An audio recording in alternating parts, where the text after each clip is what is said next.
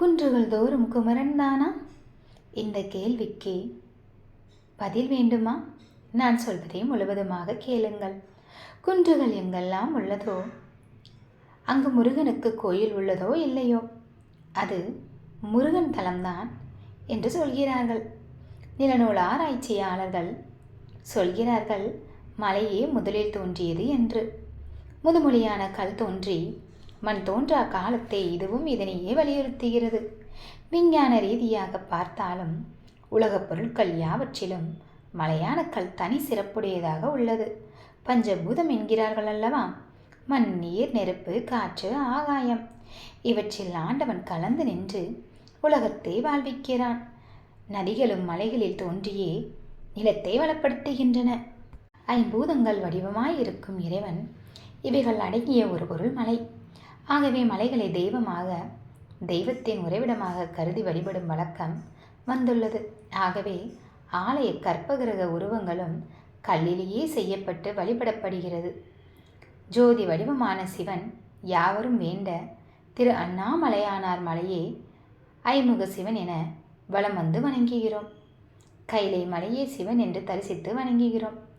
கண்ணனுடைய சரிதம் பார்த்தாலும் நன்கு மழை பொழிவதற்காக இந்திரனுக்கு யாகம் செய்ய தயார் செய்ய கண்ணன் கோவர்த்தனகிரி அல்லவா மழை பொழிய வைக்கிறது என்று அந்த மலைக்கே பூஜை செய்ய வைத்தான். இன்றும் கோவர்த்தன மலை பூஜை வலம் பிருந்தாவனத்தில் ஒரு சிறந்த வழிபாடு. குன்று தோராடலுக்கு கந்தபுராண துதி. ஒன்றுதொரு ஆடலை உருவி ஆவிமை துன்றுதொரு ஆடலை தொடங்கி ஐவகை மன்றுதொரு ஆடிய வள்ளல் காமுற குன்றுதொரு ஆடிய குமரன் போற்றுவோம். இதற்கு அர்த்தம் பார்த்தீங்கன்னா, 5 சடைகளில் ஆடிய சிவபெருமான் விரும்புமாறு மலைதோறும் விளையாடிய குமரனை போற்றுவோம்.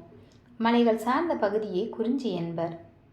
மலைக்கு உரியவன் கந்தன் என இவ்வாறு கூறும் சேயான் மேய மைவரை உலகமும். ஆகவேதான் நக்கீரரும் திருமுருகாற்றுப்படையில் விண்பொரு நெடுவரை கிழவை என்பார். கிழவை என்றால் வயதானவன் என்று பொருள் அல்ல, உரியவன் என்று பொருள். ஆக குன்று தோராடலும் நின்றதன் பண்பே என்றார். அருணகிரியாரும் குறிஞ்சி கிழவனன்று ஓதும் குவளையமே என்பார். குன்று தோரடலில் மலை, காடு, சோலை, ஆற்றங்கரை, குளக்கரை என எல்லா இடங்களிலும் அமைந்த முருகப்பெருமான் திருக்கோயில்களும் அடங்கும். ஆகவேதான் அருணகிரியார் பதி எங்கிலும் இருந்து விளையாடி பல குன்றிலும் அமர்ந்த பெருமானே என்று புகழ்வார். குன்று என்று சொன்னால் குறைகள் தேய்தல் என்று பொருள். ஆனால் குன்று சமதளத்தை விட உயர்ந்து உள்ளதே. உயர்ந்து உள்ளதை குன்று என எவ்வாறு கூறலாம் என ஐயம் எழும். குன்று உயர்ந்துதான் உள்ளது. ஆனால் நாம் அதன் மீது ஏறி கீழே பார்க்க நாம் இந்த பரந்த உயர்ந்த இடத்தில் எவ்வளவு துரும்பாய் உள்ளோம் என நினைவு வரும். நான் என்ற நினைப்பு குறைவதால் குன்றுவதால் அதற்கு குன்று என்ற பெயராம். நான், தான், எனது என்பது குன்றுவது சுலபமாக நடக்குமா? குமரன் குன்றில் தோன்றுகிறான். ஆக குன்று தோராடும் குமரன். இதனை வேறொரு கோணத்தில் கூட நம்ம பார்க்கலாம். நமது மனது இதயம் உள்ளதே, அது கல் மலை போன்று திடமானது, வலி உள்ளது. அவனுக்கு இலகிய இதயம் இல்லை, கல் நெஞ்சுக்காரன் என்று சொல்லுகிறோம் அல்லவா? நமது வினைகளும் குன்று போல் ஓங்கி வளர்ந்திருக்கிறது. அவைகள் இலக வேண்டும் என்றால், வினைகள் பொடிபட வேண்டும் என்றால், நாம் மனக்குன்றில், இதய குன்றில், வினைக்குன்றில் முருகன் வீற்றிருக்க வேண்டும். இதனை ஒரு சில அருணகிரியார் வாக்குகள் மூலம் சிந்திப்போமா? அனுபூதியில் பார்த்தீங்கன்னா, நெஞ்ச கனகல்லு நிகழ்ந்துருக தஞ்சத்து அருள் சண்முகனுக்கு இயல்சேர் திணியான மனோ சிலை மீது உனதால் அணியார் அரவிந்த மரும்பு மதோ வடிவேல் இறைதான் நினைவாய் சுடுவாய் நெடுவேதனை தான் படவே விடுவாய் விடுவாய் வினை யாவையுமே. வினை குன்றை சிகண்டி கொண்டே. எனது குன்று போன்ற பெரிய வினைகளை, பாவங்களை மயில் வாகனத்தில் எழுந்தருளி சிதற அடித்து விடுவேன். முருகனின் மயில் வாகனத்திற்கே தான் என்கிற கர்வம், அகங்காரம் வந்தது. முருகன் கல்லாக மலையாவாய் என்று சபித்தார். தவறு உணர்ந்து மயில் வேண்ட சாபம் தந்தது நான் தானே. நானே உன் மீது அமர்வேன், அப்போது உன் சாபம் தீரும் என்றார்.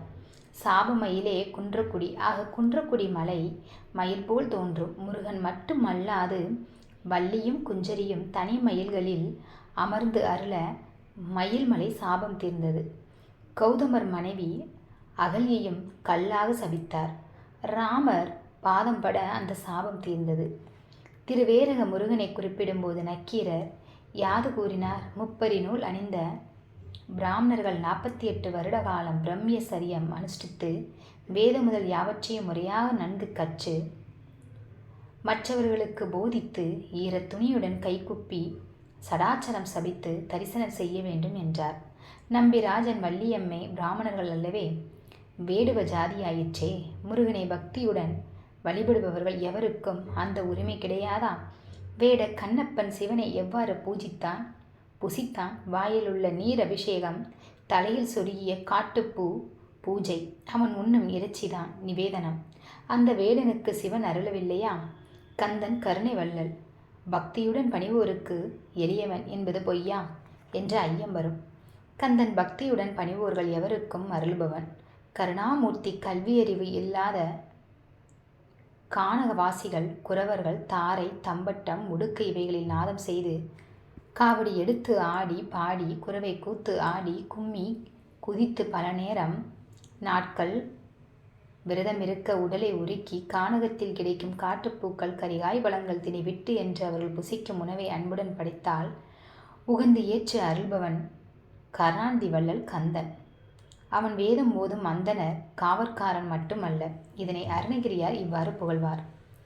குஞ்சரம் யாழி மேவு பைம்புல் மீது லாவு குன்றவர் சாதி கூடி வெளியாடி கும்பிட நாடி வாழ்வு தந்தவரோடு வீறு குன்று தோரடல் மேவு பெருமாளே. ஆதி சங்கரரும் செந்தூர் முருக புஜங்கத்தில் இதனை இவ்வாறு கூறுவார். நுருணாம் அந்திய ஜானமாபி ஸ்வார்த்ததானே குஹா தேவ தெய்வமன்யம் நஜானே. சண்டாள ஜாதியில் பிறந்தவர்களுக்கும் அவர்களது கோரிய வேண்டுதல்களை கருணையுடன் அளிப்பதில் பரம கருணாநிதியான இருக்கும் தெய்வம் குகனை தவிர நான் வேறொருவர் அறியவில்லை என்கிறார் ஆதிசங்கரர். ஏன் திருச்செந்தூரோ பழனியோ திருத்தணியோ விசேஷ நாட்களில் காவடிகள் எடுத்து விரதம் எடுப்பவர்கள் பிராமணர் அல்லாதவர்கள்தானே மிக அதிகமாக இருக்கிறார்கள். இந்த ஆதிசங்கரர் துதிக்கு உகந்த திருச்செந்தூரில் நடந்த ஒரு சம்பவம் சிந்தித்து பாருங்களேன். வேலன் என்கிற சண்டாளன் திருச்செந்தூர் முருகன் மீது அபார பக்தி. கடலில் குளித்து விபூதி அணிந்து தனக்கு தெரிந்த கந்த துதிகளை சொல்வான். கோபுர தரிசனம் செய்வான். முருகன் அடியார்களை கண்டால் வணங்குவான். தரிசிக்க கோயில் உள்ளே போனதில்லை. குகலீலை அருள் எவர் அறிவார்? ஒரு சமயம் அவன் கடலில் குளித்திருக்கும் சமயம் ஒரு வயதான புரோகிதர் பிராமணர் குகபக்தர் கடலில் நீராடி கொண்டிருந்தார். திடீரென கடலில் பெரிய அலை அவரை உள்ளே இழுத்தது. தவித்தார். ஐயோ வேலா, காப்பாற்று என்று கத்தினார். வேலனோ, நான் சண்டாளன், தங்களை தீண்டக்கூடாதே என்கிறான். அவரோ ஆபத்து காலத்தில் பாதகமில்லை, காப்பாற்று என்று கதறினார். வேலன் மனம் நெகிழ்ந்து தன் உயிருக்கு பணயம் வைத்து கடலில் குதித்து அவரை கரையேற்றினான். பாதம் வணங்கினான். எழுந்தால் கிழவர் காணவில்லை. செந்தில் கந்தன் தரிசனம் தந்தான். நாளை கோயில் உள் வந்து தரிசனம் செய் என்று கூறி வாழ்ந்தான். வேலன் அதிசயித்தான், கூச்சலிட்டான். மறுநாள் அதிகாலையே எழுந்து கடல் ஸ்நானம் செய்துவிட்டு திருநீர் அணிந்து கூப்பிய கையுடன் கோயில் உள் புகுந்தான். கற்பகிரக வாயில் கொடிமரம் அருகே கைகூப்பி நின்று முருகனை தரிசித்தான். அங்கிருந்த காவலாளிகள் அர்ச்சகர்கள் பார்த்தனர். சண்டாளன் நேற்று வரை கோயில் உள்ளே வராதவன் இன்று என்ன திமிர் என்று டே போடா வெளியே என்று கத்தி கட்டையால் அடித்தனர். வேலனோ முருகா என்று அலறினான். நேற்று நடந்த சம்பவம் அவன் சொன்னால் நம்புவார்களா? வலி தாங்காமல் முருகா முருகா என்று கதறினான். வெளியேற துடித்தான். என்ன ஒரு அதிசயம்! கற்பகிரகத்திலிருந்து குரல், வேலனை அடிக்காதீர்கள், அவன் சண்டாளன் அல்ல, நாரதன், என்னால் சாபம் பெற்றவன். ஒருமுறை பிரணவ பொருள் கூறாத பிரம்மனை, அதாவது நாரதர் தகப்பனை நான் குட்டி ஜெயிலில் இட்டது தப்பு என்று ஆட்சேபம் ஆறாவாரம் நாரதர் செய்ய என்னால் சாபம் பெற்றவன். அது நேற்றுடன் தீர்ந்தது. நாரத வேலவா என்றான் கந்தன். வேலன் நாரதரானான். கற்பகிரகம் உள்ளே செல்ல கந்தனுள் மறைந்தான். நாரதரும் பிரகஸ்பதியும் தானே செந்தில் கந்தனுக்கு தேவசேனாதிபதிக்கு சூரபத்மாதியர் விபரம் கூறி சம்காரம் செய்ய கேதுவாகினார். நாரதர் தூண்டுதலால் அல்லவா வள்ளி திருமணம் நடந்தது. ஜாதி மதம் பௌசு பார்க்காதவன் கந்தன். தூய பக்திக்கு அடிமை அருள்பவன். சர்க்கரையை எவர் உண்டாலும் தித்திக்கும். பேதமில்லை. நக்கீரர் குன்று தோராடலில் அவ்வாறானவர்கள் பக்தியையும் ஆடல் பாடல்களையும் ரசிப்பவன் என்று காண்பிக்கப் போகிறார். அவர் கூட நம்ம போனால் நம்ம வாழ்க்கையை நம்ம ரசிக்கலாம், மகிழலாம். குன்றில் உள்ள கோயில்களை பற்றி நம்ம ஒவ்வொன்றா பார்த்துக்கிட்டே வரலாம். அப்போ தெரியும் குன்றில் இருப்பது எல்லாம் நம் கந்தனா குகனா என்று.